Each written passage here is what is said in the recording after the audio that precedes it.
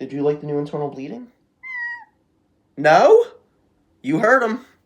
What's up, 40-year-old Republicans and 15-year-old emo kids? Today we're going to be talking about the newest Internal Bleeding album released on Maggot Stomp, Settle All Scores. Starting off, I want to talk about the album artwork here. It's the most different Internal Bleeding album artwork we've ever had. You know, the earlier stuff, you had the demonic stuff of like early 90s death metal, then you had more of the hardcore like American Army type of thing, and then kind of the late stuff was very technological. This is like something you would expect out of like 90s hardcore, like irate type of thing, some like Mortician album cover art shirt. Not the typical Internal Bleeding artwork, but it's just artwork.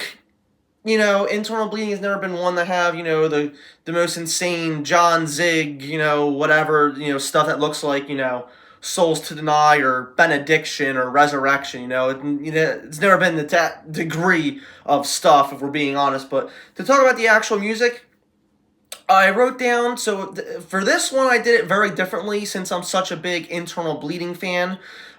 You know, a lot of these music reviewers and magazines and zines are just gonna, you know, pop it in and listen after listening to all the other deathcore, death metal, metalcore that has been plaguing everything.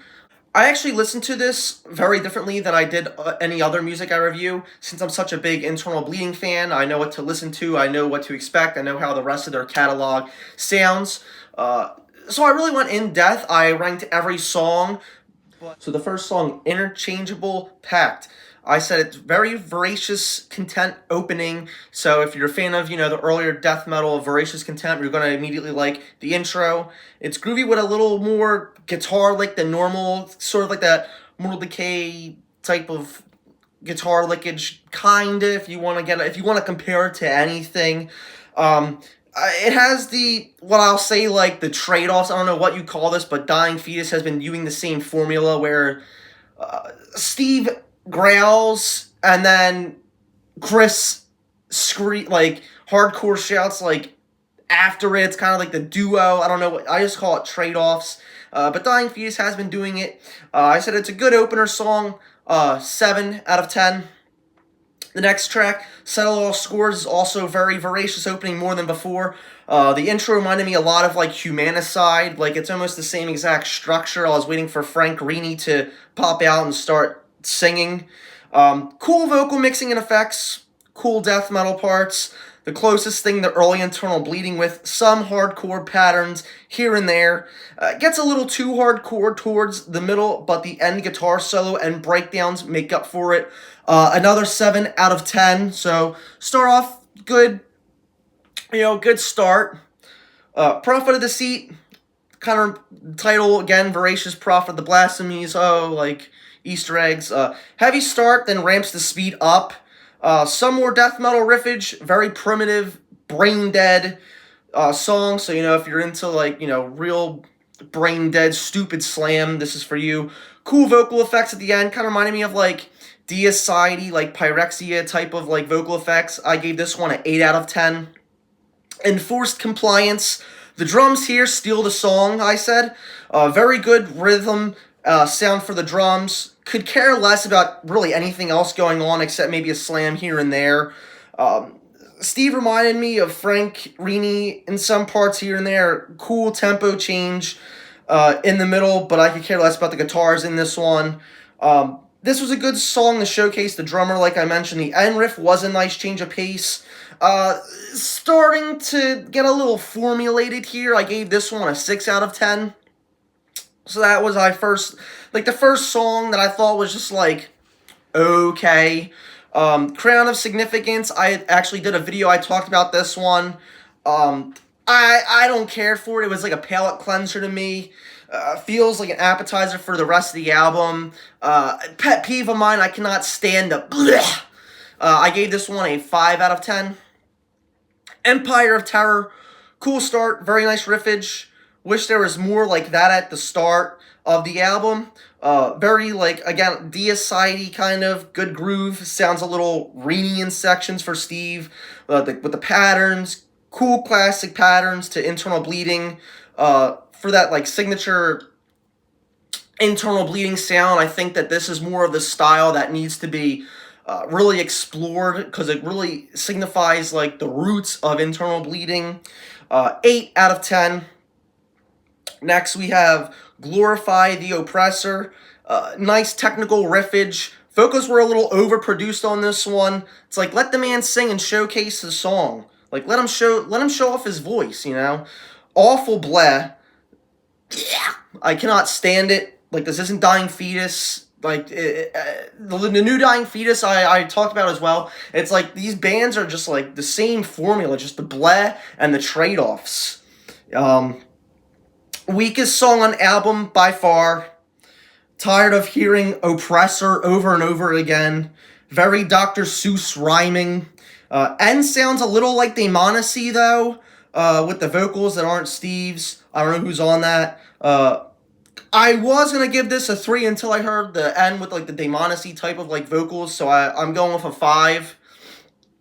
Next we're on Deliberate Desecration. Great opening and early death metal riffage, more old school slam sound, very Driven to Conquer feeling, early 80s New York hardcore and metal sounding guitar licks.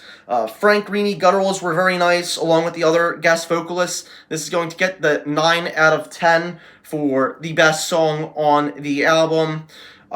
If you want to know what Driven to Conquer kind of sounded like with Frank Greeny, this is like the closest thing you're going to get to that. But those are my thoughts. So 8 songs. If you do the math of my score, it brings it to around like a 68. But I'm going to round it up to this album being a 7 out of 10.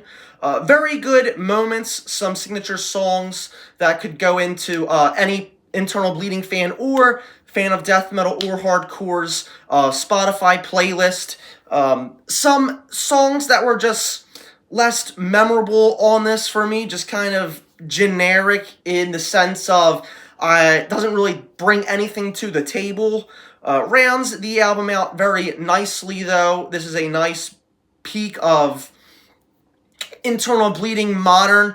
I would not compare this to anything internal bleeding did from the 90s because it's a totally different sound and band if we're being honest. But if I was to compare this to Dying Fetus, or not Dying Fetus, sorry, Internal Bleedings. See, I get them so mixed up. They both sound, they're both doing the same thing with the trade-offs and the blez. Internal Bleedings, 2004, Onward to Mecca and Onward, so like Imperium, Corrupting Influence, that other single, I don't even remember what that was. I wasn't a fan of that. It was like okay. I would say this would be